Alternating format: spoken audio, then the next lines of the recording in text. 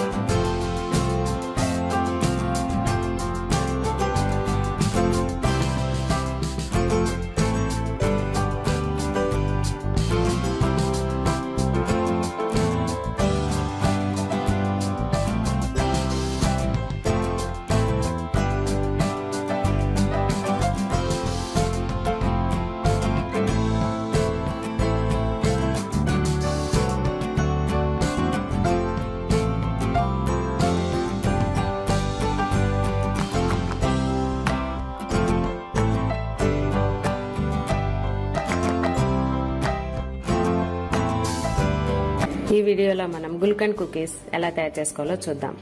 దీనికి 2 కప్పుల మైదాను ఒక బౌల్లోకి తీసుకోవాలి. దీనికి 1/2 టీ స్పూన్ ఇలాచీ పౌడర్, 1/4 టీ స్పూన్ ఉప్పును కలిపి 1 టేబుల్ స్పూన్ నూనెను వేసి ఇవన్నీ బాగా కలిసేలాగా పిండిని కలపాలి. అవసరమైతే కొంచెం నూనెను వేసుకుని పిండి ఒక ముద్దలా అయ్యేలాగా కలుపుకోవాలి. నూనె పిండిలో బాగా కలిసిపోవాలి. ఈ విధంగా బాగా కలిసిన తర్వాత కొంచెం కొంచెంగా నీటిని కలుపుకుంటూ పూరీ పిండిలాగా కలుపుకోవాలి. పిండిని బాగా స్మూత్గా అయ్యేలాగా కలుపుకోవాలి. 1 స్పూన్ నూనెను వేసి ఇంకొకసారి పిండిని బాగా స్మూత్గా అయ్యేలాగా కలపాలి. ఈ విధంగా తయారు చేసుకున్న మైదా పిండి మిశ్రమాన్ని కొంచెం ఆయిల్ రాసి అరగంట సేపు రెస్ట్ ఇవ్వాలి. ఇప్పుడు గుల్కండ్ మిశ్రమం ఎలా తయారు చేసుకోవాలో చూద్దాం. గుల్కండ్ అనేది గులాబీ రేకులు, పంచదార కలిసిన మిశ్రమం. దీన్ని ఒక 3 టేబుల్ స్పూన్లు ఒక గిన్నెలోకి తీసుకోవాలి. అలాగే 2 స్పూన్లు కట్ చేసి పెట్టుకున్న జీడిపప్పు, 2 స్పూన్ల బాదం పప్పు, అరకప్పు పుచ్చగింజలను కూడా తీసుకుని ఇవన్నీ బాగా కలిసేలాగా కలుపుకోవాలి. ఇప్పుడు మనం తయారీగా పెట్టుకున్న మైదా పిండి ముద్దను ఒకసారి బాగా నీట్ చేయాలి. దీన్ని మనం చపాతీ పిండి ఒత్తుకున్నట్టు ఒత్తుకోవాలి. కొంచెం ఆయిల్ రాసి రోల్ చేసేయాలి. దీన్ని మళ్ళీ చిన్న ఉండలుగా చేసుకోవాలి. ఈ విధంగా 2-3 సార్లు చేస్తే మైదా పిండి బాగా కలిసి కుకీస్ క్రిస్పీగా వస్తాయి. ఈ విధంగా ఒక రోల్గా తయారు చేసుకున్న తర్వాత మనం తయారు చేసుకున్న గుల్కండ్ మిశ్రమాన్ని ఈ చిన్న రోల్లో పెట్టి ఒక బాల్ లాగా చేసుకోవాలి. దాన్ని చేతులతో లైట్గా ఒత్తి గ్రీజ్ చేసి పెట్టుకున్న ట్రేలో పెట్టుకోవాలి. ఈ విధంగా మనం కుకీస్ అన్నిటినీ రెడీ చేసుకోవాలి.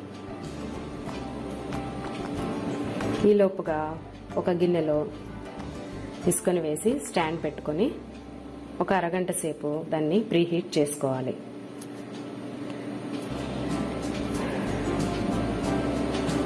మనం తయారు చేసుకున్న